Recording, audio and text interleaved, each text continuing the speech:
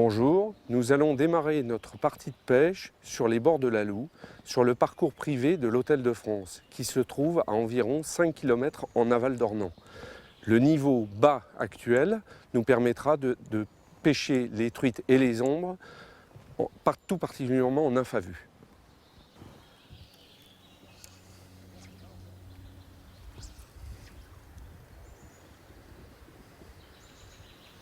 Après un rapide coup d'œil depuis la passerelle, Alain repère plusieurs poissons se trouvant en amont. Il va donc rentrer dans l'eau très en aval, puis remonter tout doucement sur la gravière avant d'effectuer ses premiers lancers.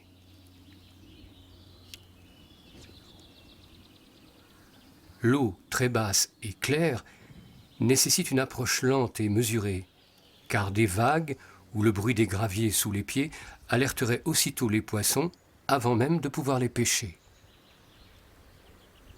Durant le mois de juin, vous pourrez observer plusieurs insectes, et tout particulièrement la mouche de mai. Voici un subimago de mouche de mai qui vient juste d'éclore.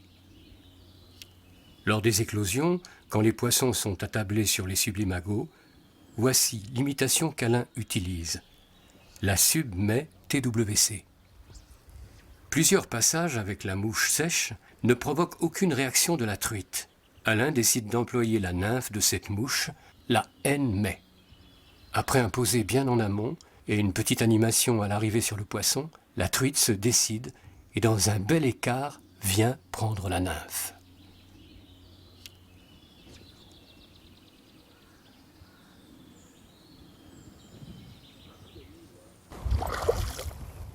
C'est un beau poisson qu'il faut ramener doucement, car les conditions imposent un bas de ligne très fin, de 8 centièmes.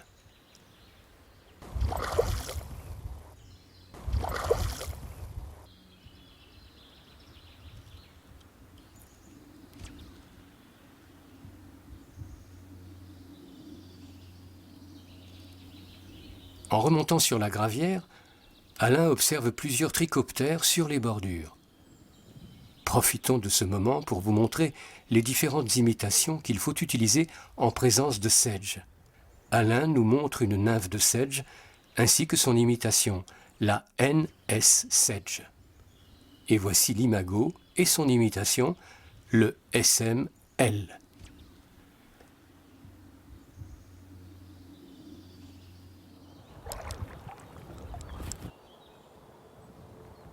En amont du poste où se trouve Alain, une belle truite est postée à la tête d'un contre-courant. Elle attend patiemment la nourriture que lui amène le courant. Notre ami va essayer de lui présenter sa petite nymphe de sedge. Après quelques passages en dérive inerte sans succès, d'un petit coup de poignet, il va légèrement décoller la nymphe juste avant d'arriver à la hauteur du poisson, provoquant ainsi sa curiosité. Puis, arrêtant l'animation, la truite vient enfin cueillir l'imitation.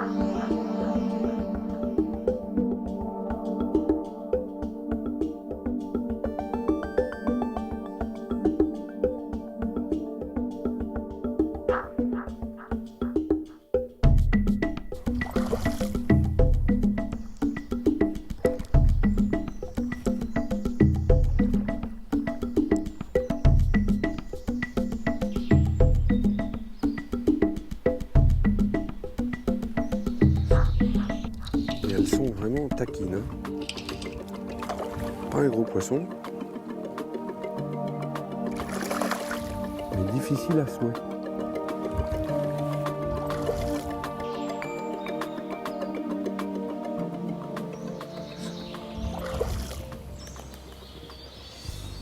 Lors d'une journée du mois de juin, vous pourrez également observer quelques espèces d'heptagénidés dans les zones de courant. Voici un insecte qui vient juste de sortir, un subimago d'heptagénidés. L'imitation qu'Alain utilise en présence de ces insectes est une oreille de lièvre avec un peu de cervidé pour imiter les ailes, la MC6 TWCH.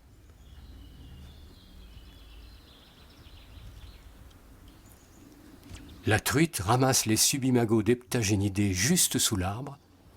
Dès que la présentation est correcte, la truite vient prendre l'imitation.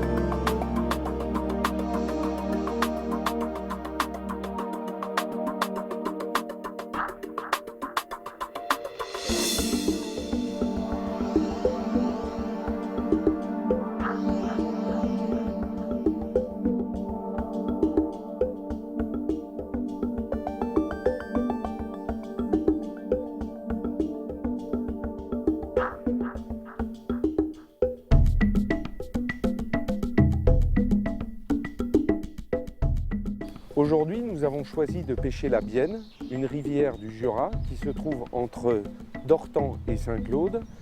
Le niveau bas actuel nous permettra la pratique de la pêche en nymphe à vue légère sur les truites qui se trouvent sur les gravières ou dans les rochers que vous pouvez voir le long de la bordure. La Bienne est une rivière typique de montagne, avec beaucoup de galets et généralement un courant soutenu. C'est un habitat parfait pour toutes les espèces d'heptagénidés. Voici une nymphe d'heptagénidés ainsi que son imitation, la N. hepta. C'est une imitation d'ensemble réalisée avec des poils d'oreille de lièvre. Dans la boîte d'Alain, nous trouvons principalement des nymphes d'heptagénidés, des nymphes de Sedge, avec des tailles d'hameçons et des plombages différents. Également plusieurs types de nymphes à tête orange, particulièrement efficaces lorsque les truites se trouvent juste derrière les frais de Véron.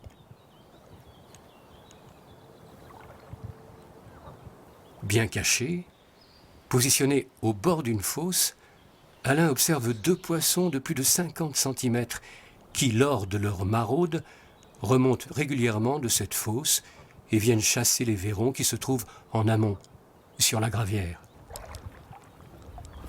Après une approche délicate, il monte en pointe une nymphe d'heptagénidés sur hameçon de 14, très légèrement plombée, qu'il pose sur le fond en attendant un nouveau passage des poissons.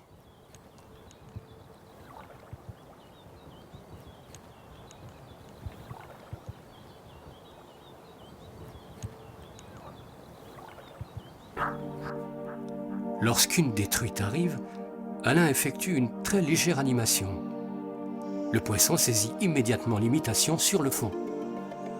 À cet endroit, il n'y a pas trop de risques, pas d'obstacle particulier, sauf les rochers qui se trouvent sur la berge opposée. Mais le combat est long, car un fil fin nécessite beaucoup de patience pour fatiguer le poisson.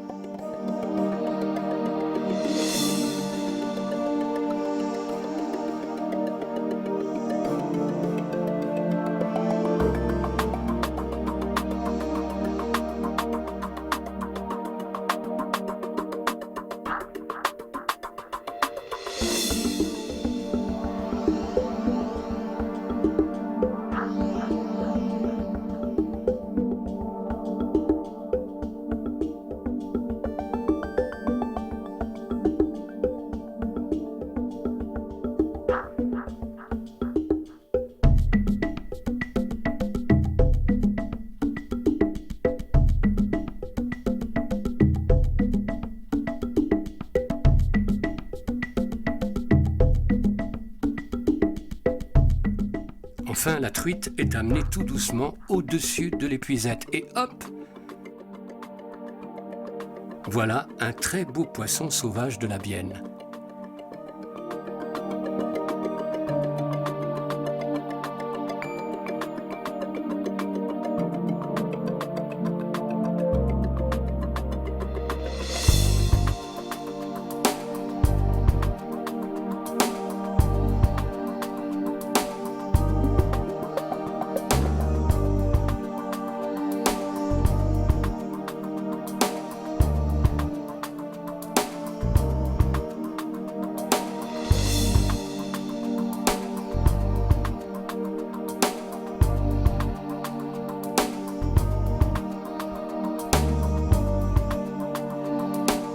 Après avoir récupéré sa nymphe, juste piquée au bord de la gueule, et démaillé soigneusement la truite de l'épuisette, Alain prend enfin tout le plaisir à lui rendre la liberté.